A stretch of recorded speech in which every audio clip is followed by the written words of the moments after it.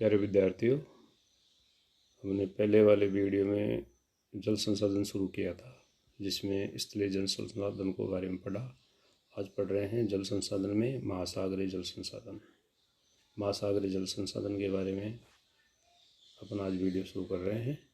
पृथ्वी का 70.87% भाग जलीय है, जिसका 97.39% भाग महासागरों के रूप में विद्यमान है। विश्व के प्रमुख महासागरों में प्रशांत महासागर, अटलांटिक महासागर, हिंद महासागर, आर्कटिक महासागर जो उत्तरी ध्रुव में है और अंटार्कटिक महासागर दक्षिण ध्रुव में है पाए जाते हैं। ग्लोब के उत्तरी गोलार्ध में 40% भाग पर जल और 60% भाग पर स्थल है, जबकि दक्षिणी गोलार्ध में 81% भाग पर जल और 19% भाग पर स्थल पाया जाता है, जिस कारण दक्षिण गोलार्ध को जलीय गोलार्ध या वाटर हेमिस्फीयर भी कहा जाता है।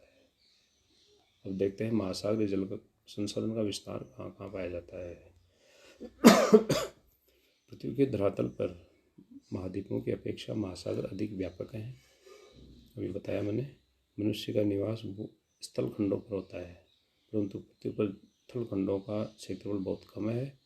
भूतल का लगभग 72% भाग महासागरीय जल से आच्छादित है, जिसकी औसत गहराई 3.5 किलोमीटर है। सभी थलखंड संपूर्ण महासागरीय जल से घिरे हुए हैं। सागरों और महाद्वीपों में एक महान अंतर यह है कि महाद्वीप एक दूसरे से पृथक है, परंतु सभी महासागर आपस में जुड़े हुए हैं। और एक है, ग्लोब पर वातावरण का सबसे बड़ा तत्व महासागर है। महासागर केवल क्षेत्रफल में विस्तृत नहीं है, वरन गहरे भी है। समुद्र तल से ऊपर उठे हुए संपूर्ण महाद्वीप पृथ्वी के घनत्व से महासागरों का आयतन कई गुना अधिक है। पृथ्वी के तल का समस्त उच्चावच यदि काटकर भूतल पर फैला दिया जाए तो समस्त भूमंडल 3.5 किलोमीटर गहरे महासागर में डूब जाएगा। समस्त महासागर एक विशाल मिलीजुली इकाई है, क्योंकि सारे जुड़े हुए हैं। महाद्वीप की आपेक्षिक स्थिति के अनुसार इस महासागर के कई बड़े भाग हैं जो पृथक महासागर माने जाते हैं। पृथ्वी पर 4 महासागर है, जिनका क्षेत्रफल 3,678 लाख वर्ग किलोमीटर है, जो अभी ऊपर मैंने गिनाए थे। इनमें सबसे बड़ा महासागर प्रशांत महासागर है, जिसमें सारी पृथ्वी का लगभग आधा जल भरा हुआ है। इसी कारण से प्रशांत महासागर को जल गोलार्ध भी कहते हैं। अटलांटिक महासागर प्रशांत के आधे से कुछ अधिक बड़ा है। हिंद महासागर उत्तर में दक्षिण एशिया के प्रायद्वीप से घिरा है। आर्कटिक महासागर उत्तरी ध्रुव के चारों ओर फैला है और दक्षिण ध्रुव पर अंटार्कटिका महाद्वीप है, जिसको घेरने वाले महासागर को अंटार्कटिक महासागर कहते हैं। अभी महासागरों की क्या विशेषताएं होती है? महासागरीय जल के भौतिक एवं रासायनिक गुण धर्मों, जिसमें तापमान, लवणता, निक्षेप, गतियाँ आदि के विषय में कुछ विचारणीय बिंदु निम्न प्रकार से हैं। महासागरीय जल में लगभग 3.5% मात्रा लवणता की होती है। ये लवण नदियों द्वारा बहाकर समुद्रों में लाए जाते हैं। समुद्री जल भाप बनकर उड़ जाता है और लवण महासागरीय जल में प्रतिवर्ष एकत्रित होते रहते हैं। लगभग 300 करोड़ टन घुलनशील खनिज प्रतिवर्ष महासागरों में पहुँचते हैं। इन लवणों में 3/4 भाग से अधिक साधारण नमक, जिसमें सोडियम क्लोराइड होता है, और अन्य लवणों में अधिकतम मैग्नीशियम, कैल्शियम के सल्फेट और क्लोराइड्स होते हैं। महासागरीय जल की अगली जो विशेषता है वो है, महासागरों की सतह के जल का तापमान उष्णकटिबंध में ऊंचा, यानी लगभग 26.5 डिग्री सेल्सियस, समशीतोष्ण कटिबंध में मध्यम लगभग 15.5 डिग्री सेल्सियस और उपध्रुवीय क्षेत्रों में कम होता है, लगभग 1.11 डिग्री सेल्सियस। सतह से गहराई की ओर जल का तापमान तेजी से गिरता है और 700 कदम की गहराई के नीचे सभी जगह तापमान 4.3 डिग्री सेल्सियस से नीचे रहता है। महासागरीय जल का घनत्व सामान्य जल के घनत्व से कुछ अधिक होता है। 1 घन फुट सामान्य जल का भार 62.5 पाउंड होता है, जबकि समुद्री जल का भार 64 पाउंड होता है। भारी हुआ ना। महासागर के गहरे भागों में जल का दबाव बहुत बढ़ जाता है और अति गर्तों में दबाव लगभग 6 टन प्रति वर्ष इंच हो जाता है। महासागरीय तलों पर 2 प्रकार के निक्षेप होते हैं। पहला भूमिज या स्थलजात निक्षेप, जो नदियों और समुद्री लहरों द्वारा बहाकर लाए जाते हैं, जिसमें बजरी, रेत, दोमट, कीचड़ और प्रवाल होते हैं। और दूसरा निक्षेप है वो है अम्बुदी निक्षेप, जिसमें तो महाद्वीपीय तट से बहुत दूर होते हैं। इनमें ज्वालामुखी धूल से बनी चिकनी मिट्टी और मृतक पौधों और जंतुओं के शरीरों से बनी सिंधुपंख होती है। महासागरों की ऊपरी सतह से नीचे केवल थोड़ी गहराई तक ही प्रकाश का प्रवेश होता है। 600 मीटर की गहराई पर प्रकाश इतना कम हो जाता है कि उसमें बड़ी कठिनाई से कुछ दिखाई देता है।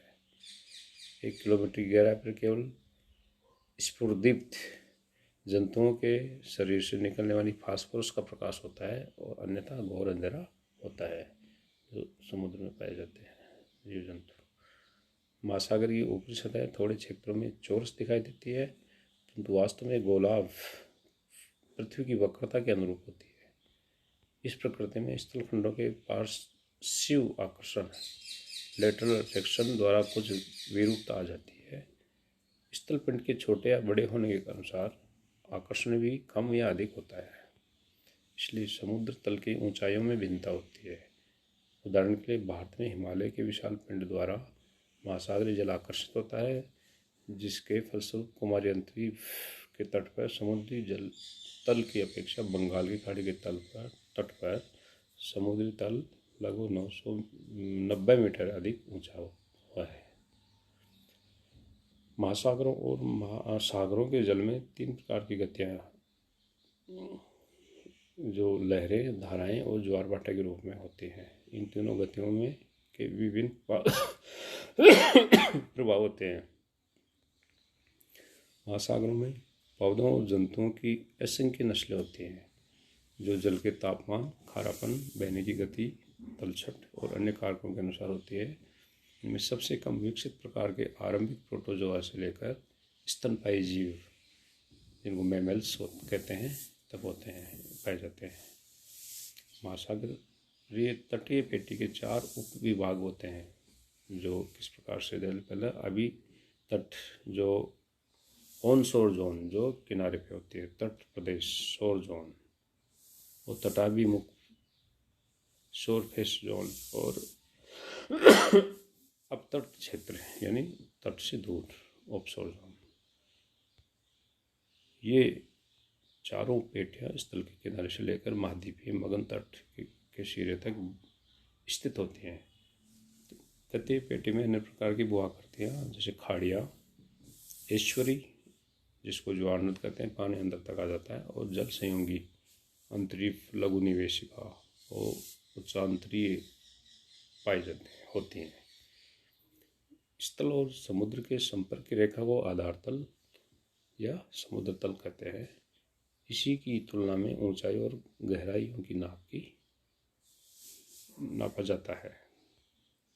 जिन महासागरों या सागरों के तट कटे फटे होते हैं, उनमें महाद्वीपीय मगन तट काफ़ी दूर तक फैला होता है, जहाँ निमज्जन या उन्मज्जन, डूबना और उठना के कारण बहुत से प्राकृतिक समुद्र पतन बन जाते हैं। वे तट मानवीय उपयोग के लिए बहुत अनुकूल होते हैं, जैसे यूरोप के पश्चिम भाग में और संयुक्त राज्य के पूर्वी भाग में अटलांटिक महासागर के तट हैं। अब मनुष्यों के लिए महासागरों का उपयोग क्या है? Utilization of oceans for man. महासागरों और सागरों का मनुष्य के लिए अपार महत्व है। संसार की 3/4 से अधिक जनसंख्या महाद्वीपों के तटीय प्रदेशों में आबाद है, जिसका कारण महाद्वीपों की ही नहीं वरन महासागरों द्वारा प्रस्तुत की गई सुविधाओं और अनुकूलताएं भी हैं। संसार में मानव के लिए महासागरों के मुख्य उपयोग निम्न प्रकार से हैं। महासागरों का प्रभाव जलवायु पर होता है। इसके द्वारा ये मानव की सबसे बड़ी सेवा करते हैं। महाद्वीपों पर वर्षा का मुख्य स्रोत महासागरीय है। वे तापमान को भी मृदुल और नियमित करते हैं, क्योंकि पानी का वाष्पीकरण समुद्र से ज़्यादा होता है। महासागरों की समीपता मनुष्य के स्वास्थ्य के लिए भी अनुकूल है। महासागरों से कुछ खनिज पदार्थ और रासायनिक पदार्थों की प्राप्ति होती है और महासागरों से ही मछलियाँ खाद्य सामग्री के रूप में पकड़ी जाती हैं। अगली महत्व है व्यापारिक परिवहन, विशेषतः जैसे अंतर्राष्ट्रीय परिवहन तो 98% महासागरों द्वारा ही होता है। सागरों द्वारा मनोरंजन, दृश्यावलोकन, खेल, तैरने, नाव चलाना आदि होता है और महासागर संभावित विभव ऊर्जा के भंडार हैं। लहरों और ज्वार भाटों के उद्योगों को चलाने के लिए शक्ति उत्पन्न की जाती है। और इसके अलावा महासागरों का महत्व है मानवीय सभ्यताओं पर भी इसका गहरा प्रभाव पड़ता है। इस प्रकार से महासागरीय जल का ये उपयोग पड़ा और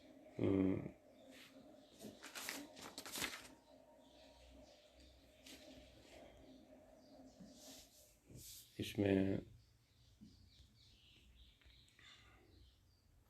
महासागरीय जल की विशेषताएं पड़ी और महासागरीय जल का विस्तार पड़ा। इस प्रकार से ये वीडियो पूरा हुआ। धन्यवाद।